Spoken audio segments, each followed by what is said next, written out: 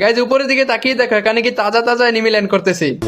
দাঁড়াও এই সবগুলোকে দুরুস বানিয়ে তোমাদের বাড়িতে পাঠিয়ে দেবো, তাই জন্য আমি এডিটিং ক্যারেক্টার নিচে ছেড়ে দিয়েছি।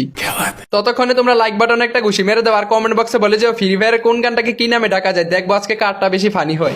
এডিটিং করে এখানে এসে দিকে এই ছেলেটা উপর থেকে পরে ওর অর্ধেক জীবন শেষ হয়ে যায়, কিন্তু আমি আবার সাথে সাথে এটাকে লোডবক্স তৈরি করে ওর বাইকেও লোডবক্স তৈরি করে দিই।